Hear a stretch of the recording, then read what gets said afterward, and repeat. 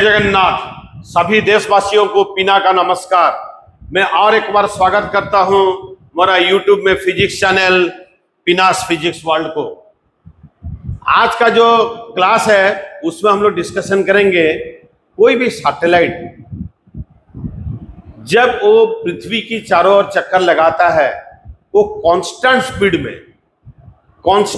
में क्यों घूमता है, क्यों उसका स्पीड चेंज नहीं होता है। देखिए आज का टॉपिक का नाम क्या है, उपग्रह को पृथ्वी के चारों ओर घूमने के लिए ईंधन की आवश्यकता क्यों नहीं होती है।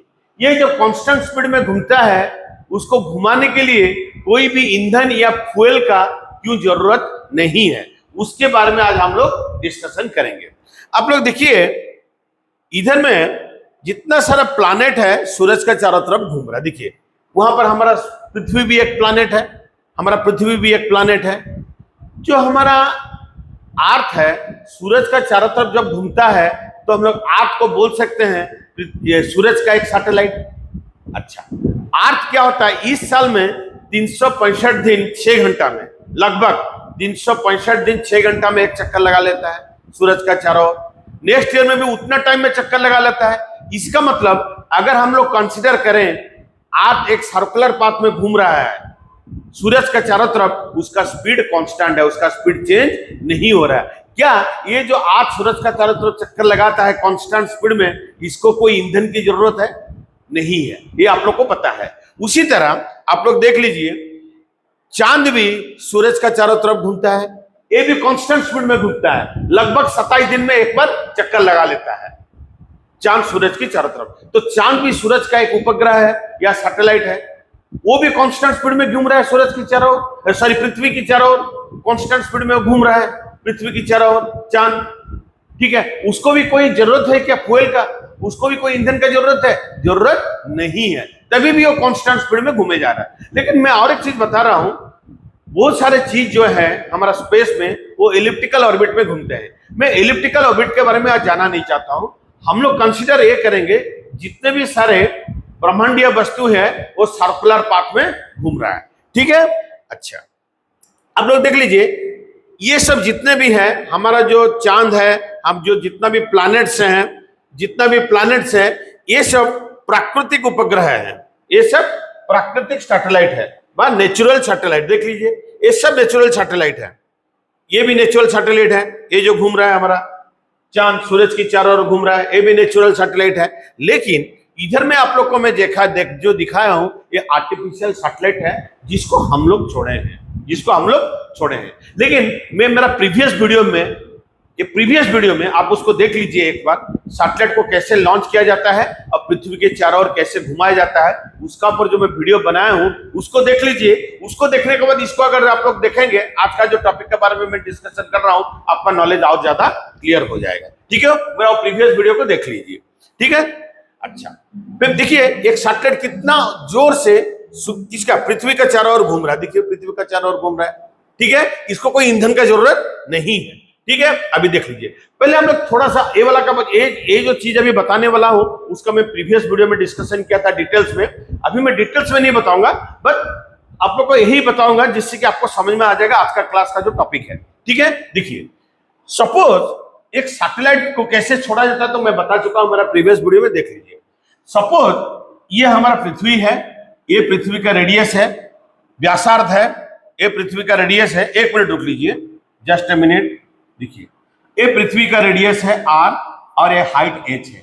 सपोज हाइट h 200 किलोमीटर का ऊपर में हम लोग एक सैटेलाइट छोड़ेंगे तो कितना स्पीड में छोड़ेंगे मैं ऑलरेडी बता चुका हूं मेरा प्रीवियस वीडियो में। स्पीड क्या होना चाहिए, लगभग 28,000 किलोमीटर पर आवर, लगभग 28,000 किलोमीटर पर आवर। इतना स्पीड में छोड़ देने से 200 किलोमीटर का ऊपर में क्या होगा, ये जो वस्तु अभी सैटेलाइट का जैसे घूमने लगेगा, चक्कर लगाने लगेगा पृथ्वी का चारों ओर। देखिए इसमें तो सैटेलाइट है, मैं भी ये भी बता चुका हूं मेरा प्रीवियस वीडियो में, देख लीजिए एक बार इससे सैटेलाइट को कैसे छोड़ा जाता है। ठीक है, सपोज ये वाला हाइट है 36,000 किलोमीटर। ठीक है, इसको कितना स्पीड का जरूरत है मैं बताया था प्रीवियस वीडियो में, इसको लगभग जरूरत है 11,000 किलोमीटर पर आवर। इतना स्पीड में अगर छोड़ देंगे तो पृथ्वी का चारों तरफ एज ए सैटेलाइट घूमना चालू कर देगा। ठीक है, इसको मेरा प्रीवियस वीडियो में आप लोग देख लीजिए। तो स्पीड कितना बताया मैंने, 11,000 किलोमीटर पर आवर। कितना हाइट में, 36,000 किलोमीटर में। इतना अगर स्पीड दे देंगे तो ये घूमने लगेगा, और ये स्पीड कांस्टेंट है, और इसको घुमाने के लिए कोई फ्यूल या ईंधन का जरूरत नहीं है। उसी तरह 200 किलोमीटर का ऊपर में आपको कितना स्पीड देना है, 28,000 किलोमीटर पर आवर। जैसे दे देंगे घूमना चालू कर देगा। ठीक है, जस्ट अब थोड़ा सा मैं बताना चाहता हूं, एक सैटेलाइट ऊपर की तरफ, इसको हम लोग कैसे छोड़ेंगे, इतना ऊपर लेके जाएंगे फिर छोड़ेंगे। ये वीडियो तो मैं बना चुका हूं, उसको देख लीजिए। तभी भी आज आप थोड़ा सा मैं डिस्कशन कर रहा हूं। देखिए, ये रॉकेट अभी सैटेलाइट को लेके जा रहा है। ठीक है, फास्ट इंजन अभी फास्ट स्टेज जो है इसका लॉन्चर का फर्स्ट स्टेज निकल जाता है। ये सेकंड स्टेज अभी फायर हो गया, देख लीजिए, सेकंड स्टेज अभी फायर हो गया। जस्ट अ मिनट, आप लोग समझ लीजिए मैं जो बोल रहा हूं। सपोज ये अभी कितना किलोमीटर का ऊपर में चला गया, 200 किलोमीटर का ऊपर में चला गया। 200 किलोमीटर का ऊपर में स्पीड कितना होना चाहिए, 28,000 किलोमीटर पर आवर। जैसे इसका स्पीड अभी 28,000 किलोमीटर पर आवर आ जाएगा, ये क्या करेगा, अभी ये जो लॉन्चर है सैटेलाइट को छोड़ देगा। देख लीजिए आप लोग सैटेलाइट को कैसे छोड़ता है, मैं दिखा दे रहा हूं आप लोग को, समझ में आ जाएगा आप लोग को। देखिए, ये अभी सैटेलाइट को छोड़ देगा, देख लीजिए, अभी 28,000 किलोमीटर पर आवर आ गया स्पीड। ठीक है, अभी ये सैटेलाइट को छोड़ देगा। जैसे सैटेलाइट को छोड़ देगा, अभी ये सैटेलाइट पृथ्वी का चारों ओर अभी घूमना चालू कर देगा, और उसको घुमाने के लिए कोई ईंधन का जरूरत नहीं है। कम्युनिकेशन करने के लिए जरूरत है पृथ्वी का साथ, लेकिन ईंधन का जरूरत नहीं है, उसको कोई इलेक्ट्रिकल पावर का जरूरत होता है। लेकिन इसको घूमने के लिए पृथ्वी का चारों ओर कोई ईंधन का जरूरत नहीं होता है। ठीक है, चलिए इसका बारे में आज समझेंगे क्यों ईंधन का जरूरत नहीं होता है। देखिए, ये एक तो बॉल है, मैं आपको दिखा रहा हूं। ये बॉल को अगर हम लोग छोड़ देंगे, कुछ देर के बाद ये रुक जाता है। देखिए, ये कुछ देर के बाद रुक जाता है। ठीक है, फिर मेरा नेक्स्ट वीडियो देख लीजिए, ये रुक जाता है। फिर देखिए, एक तो पैराचूट है, ये पैराचूट में एक आदमी जा रहा है, देख लीजिए, आप लोग को समझ में आ जाएगा इसका स्पीड कैसे घट जा रहा है। देखिए, ये जो पैराचूट जा रहा है, इसका स्पीड कैसे घट जाएगा। देखिए, ये इसको अगर डायरेक्ट छोड़ देंगे, नीचे क्या होता है, फोर्स ऑफ ग्रेविटी उसको खींचेगा, बहुत जोर से नीचे गिरेगा। अभी जोर से नीचे गिर नहीं पा रहा, देख लीजिए कितना आराम से धीरे धीरे धीरे धीरे वो जमीन का तरफ आ रहा है। ठीक है, इसको एक बार देख लीजिए, मेरा नेक्स्ट वीडियो भी देख लीजिए। एक आदमी पानी में देखिए स्लिप होके जाएगा, कुछ देर के बाद जाके रुक जाता है, कुछ देर के बाद जाके रुक जाता है। तो ये सब चीज से हम लोग क्या सीखे, कोई भी कार है जब जमीन में चलता है, कोई भी बस में जब जमीन में चलता है, जमीन और बस का जो टायर है उसका बीच में एक तो फ्रिक्शनल फोर्स आता है, एक फ्रिक्शनल फोर्स आता है जो कि ये जो गाड़ी जो है, बस या ट्रक है या जो भी है, कोई भी कार है, उसको ओपोज करता है। ठीक है, फिर वो एयर में चलता है। ठीक है, एयर है ना, एयर में चलता है, तो एयर भी उसको ओपोज करता है जाने के लिए। तो कोई भी चीज अगर हमको ओपोज करेगा और उसको हमें कांस्टेंट स्पीड में जाना है, तब हमको क्या जरूरत पड़ता है, कोई भी इंजन का जरूरत पड़ता है। और इंजन को चलाने के लिए क्या जरूरत पड़ता है, ईंधन का जरूरत पड़ता है या फ्यूल का जरूरत पड़ता है। उसी तरह कोई भी एरोप्लेन जब ऊपर में उड़ता है, उसको एयर जो है ना, एटमॉस्फेयर का जो एयर है उसको ड्रैग करता है, पीछे की तरफ ढकलता है। ठीक है, बिकॉज ये एटमॉस्फेयर में चल रहा है, पीछे की ओर ढकलता है। उसको अगर कांस्टेंट स्पीड में जाना है तो क्या करना है, उसको आगे की ओर एक तो क्या देना है, फोर्स देना है, क्योंकि एयर उसको क्या करता है, पीछे की ओर ड्रैग करता है। उसके लिए इंजन का जरूरत है, और इंजन को चलाने के लिए फिर ईंधन का जरूरत होता है। तो आप लोग को क्या समझ में आया, जो भी दो वस्तु के बीच में घर्षण होती है, तब क्या होता है, एक तो ओपोजिंग फोर्स आता है, जिसको ओवरकम करने के लिए हमको इंजन चाहिए, और उसके लिए क्या चाहिए, ईंधन चाहिए इंजन को चलाने के लिए। या अगर आप एयर में हैं, अगर एटमॉस्फेयर में जा रहे हैं, जैसे एरोप्लेन चलता है, हेलीकॉप्टर चलता है, तो उसमें क्या होता है, एयर भी एक तो ड्रैग पैदा करता है। तो उसी के लिए उसको आगे लेके जाने के लिए हेलीकॉप्टर या एरोप्लेन को, उसको इंजन की जरूरत पड़ता है, उसमें फिर फ्यूल की जरूरत पड़ता है। अभी देखते हैं सैटेलाइट को कहां पर छोड़ा जाता है। सैटेलाइट को क्या करता है, एटमॉस्फेयर का ऊपर लेके हम लोग चला जाते हैं, एटमॉस्फेयर का ऊपर में। तो अगर जब इसको हम लोग एटमॉस्फेयर का ऊपर में ले लेंगे, तो एटमॉस्फेयर का ऊपर में हम लोग जब ले लेंगे, वहां पर तो कोई वायुमंडल है नहीं, कोई वायुमंडल है नहीं, कोई एयर है नहीं, तो सैटेलाइट को ओपोज कौन करेगा। सैटेलाइट को अभी ओपोज करने के लिए कोई भी चीज नहीं है, फ्रिक्शन पैदा करने के लिए कोई भी चीज नहीं है, क्योंकि हम लोग उसको वायुमंडल के ऊपर ले लेते हैं, एटमॉस्फेयर के ऊपर ले लेते हैं। तो एक चीज आपको अभी समझ में आ गया कि इसको हम लोग वायुमंडल के ऊपर ले लेते हैं। एक बिकॉज हम लोग उसको वायुमंडल के ऊपर ले लेते हैं, वो क्या करता है, सैटेलाइट बड़ा आराम से घूमने लगता है विदाउट एनी फोर्स, उसको कोई जरूरत नहीं है घुमाने के लिए। देख लीजिए इधर में और एक चीज बताना चाहता हूं, कोई भी इसमें फ्रिक्शन है नहीं। देख लीजिए सैटेलाइट कैसे घूम रहा है, कोई उसमें ईंधन का जरूरत नहीं है, आराम से घूम रहा है। दिखे, एक बार छोड़ देंगे ना उसको, रॉकेट इसको लेके छोड़ देगा। मैं कितना बताया, हाइट 200 किलोमीटर में कितना स्पीड देने से? 28,000 किलोमीटर पर आवर दे देने से उसी स्पीड में वो कॉन्स्टेंटली घूमते रहेगा और उसको पृथ्वी की चारों ओर घूमने के लिए कोई फोर्स की जरूरत नहीं है। उसके लिए क्या करता है, उसको कोई फ्यूल का भी जरूरत नहीं है, कोई भी ईंधन का जरूरत नहीं है। बट उसके अलावा मैं और एक चीज भी आप लोग को बताना चाहता हूं। क्या बताना चाहता हूं? देखिए, मैं और एक चीज इसमें आप लोग को बताना चाहता हूं, इसमें आपका नॉलेज बढ़ेगा। मैं बता दे रहा हूं। देखिए, ये सपोज पृथ्वी है, सैटेलाइट है। आराम से इसको देखिए, आपको समझ में आ जाएगा। ये पृथ्वी है, सैटेलाइट है, और सैटेलाइट को मैं क्या बताया, कांस्टेंट स्पीड में घूम रहा है पृथ्वी की चारों ओर। क्या ये जो कांस्टेंट स्पीड में घूम रहा है, आप लोग को सबको पता है पृथ्वी अभी सैटेलाइट को कैसे पकड़ के रखा है? सैटेलाइट क्यों पृथ्वी से अलग होकर भाग नहीं जाता है? क्योंकि पृथ्वी जो है, ये सैटेलाइट को ग्रेविटेशनल फोर्स देके उसका केंद्र की ओर खींचता है।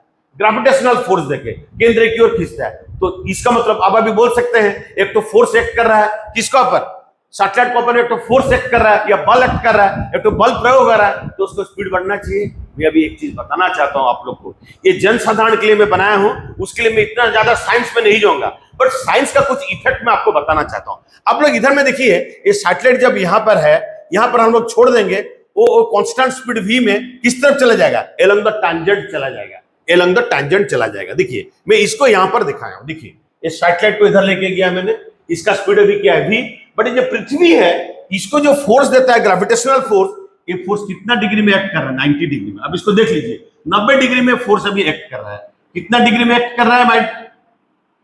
कितना डिग्री में एक्ट कर रहा है? आप लोग देख लीजिए, कितना डिग्री में एक्ट कर रहा है? अभी 90 डिग्री में एक्ट कर रहा है। कोई भी फोर्स, कोई भी बल, एक बॉडी को, अगर बॉडी जो डायरेक्शन में जा रहा है, जो दिग में बॉडी जा रहा है, जो डायरेक्शन में, अगर एक फोर्स 90 डिग्री में उसका पर अप्लाई होता है, फोर्स का कोई भी अंश, फोर्स का कोई भी कंपोनेंट इस तरफ नहीं जाएगा। फोर्स का कोई भी कंपोनेंट हम लोग बोल सकते हैं फोर्स, इसको हॉरिजॉन्टल बोलते हैं।